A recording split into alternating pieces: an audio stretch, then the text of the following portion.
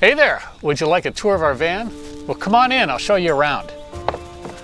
This is a Coachman 2021 Galleria 24FL Li3, which means it's 24 feet long. It was made in 2021 by Coachman. The FL part means that in the rear is a full lounge back there. The Li3 part means there's 600 amp hours of lithium batteries, a 3,000 watt inverter, 300 watts of solar on the roof, and a second alternator on the engine. All of that together makes this the perfect boondocking rig. Because we almost never need to plug in and can go 5 or 6 days without having to dump. Why don't I give you the full tour, because we are packed up and just about ready to head out on another trip. Let's start in the lounge, as it's the defining feature of the FL floor plan. First off, we have this Lagoon table, which originally came with a round top, but I changed it to one of these 2 pieces of laminate that Coachman provides for building the bed. And the best thing I did was I mounted it offset so that I can get it into a lot of different configurations. So right now, we can sit across from each other and play cards or whatever. I can turn it this way, and we can sit across from each other and eat dinner or something, or sit next to each other like this. And best of all, I can move it all the way over here and bring the monitor in close to me like this. And now I can work on my computer, and I've got a second monitor. So that's really handy like that. Another thing that's super cool is there's a second mount over here on the rider's side. So I can move it over here for more counter space when cooking. Plus there's another mount up front. In the mornings I can sit here, have my coffee, work on my computer, and let my wife sleep in.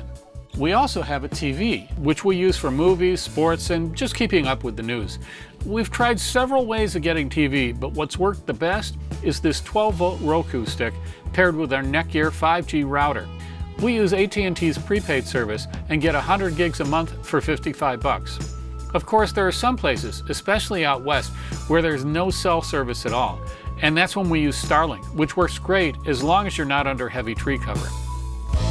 Next, let me show you where we store everything and how we pack the rig. But first, I want to talk about all this beautiful Amish-built cabinetry. Coachman has done a really great job with the fit and finish of this rig.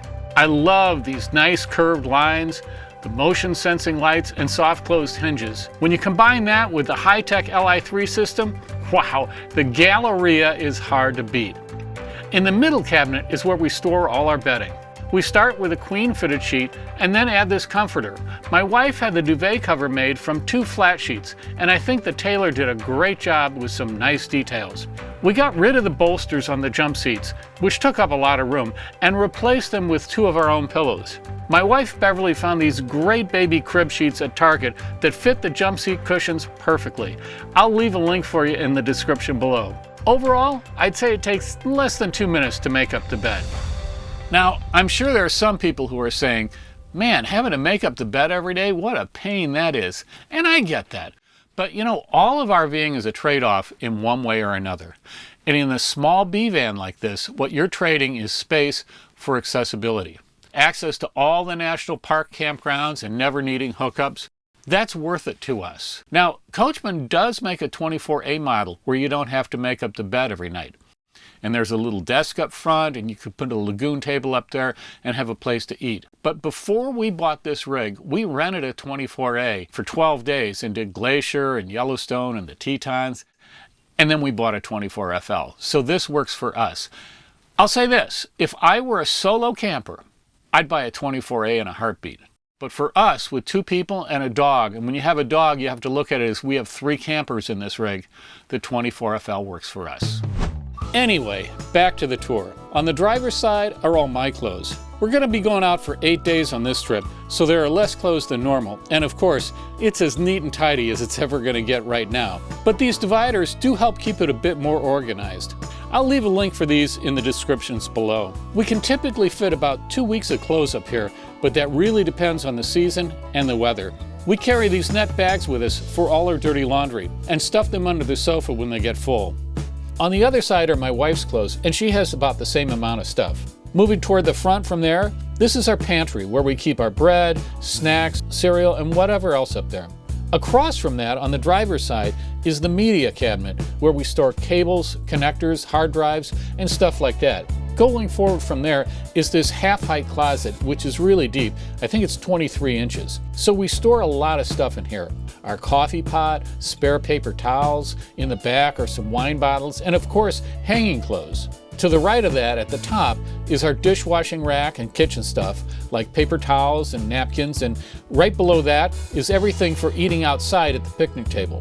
And below that is our dog Teddy's food and toys. Further down is this pull-out drawer with all our toiletries. Now, above the hanging closet is this combination microwave and convection oven. Back over on the rider's side is our kitchen and this 2-burner induction cooktop, which we love. Above the cooktop is where we store coffee, tea, acrylic glasses, and things like that. Further towards the front are all our plates, coffee mugs, and wine glasses. We use these soft dividers between our Corel plates to keep them from rattling around while we're driving. And we have these bendable felt storage bins for all the coffee cups and wine glasses. Below the cooktop, we have 3 drawers. First are knives, measuring cups, and bottle openers. Next, all our cooking utensils. The bottom drawer is larger, and it's where we keep all our pots and pans. To the left, we have 4 drawers. First utensils, then cloth towels and a cutting board, then Pyrex measuring cups and a toaster, and on the bottom are aluminum foil and baggies. Let's move forward to the bathroom. In here we have a commode, a small sink, and this faucet head that pulls out and we hang on the wall for a shower head. This is what's known as a wet bath. In other words, you're taking your shower in the bathroom. I'll be honest with you, in over 300 nights of camping, I haven't taken too many showers in the van, because if there's a campground shower 100 yards away with unlimited hot water, well, then that's where I'm going to take my shower. Still, when it's hot out and we're boondocking, we'll take a shower in the van for sure. Let's check out this refrigerator, which is fairly large. We typically store 5 to 6 days of food in it. The nice thing about it is we have 2 separate condensers, one for the fridge and one for the freezer. When both are cycled on, it's drawing 8 amps from your battery. If you're boondocking and don't have much in your freezer, then eat it up the first night and save on the 4 amps it draws every time it cycles on. Going all the way to the front is the Mercedes 3500 XD cab. I'm going to make a whole separate video on this, as there's a lot to cover. But let me just say this, I'm a big fan. All right, let's get into some FAQs. But first, if you're looking at RVs or thinking about doing van life and you got something from this video, please hit the subscribe button below. I'm going to do a whole series on what it's like to travel in a B van, and I think you'll get something from it. Anyway, on to the FAQs. The first question I always get is, what's this rig like to drive? And I say, well, it's not like a car. Let's face it, it's 1.5 times as long as a car, so you have to swing wide on the turns. It's about 3 times heavier than a car, so it's slow out of the gate, and you have to leave a lot more room between you and the vehicle in front of you when you're driving on the interstate. But other than that, we use it just like we do a car. We drive out to dinner in it. We go to the grocery store in it. We drive to the trailhead in it. We use it just like you would use a car.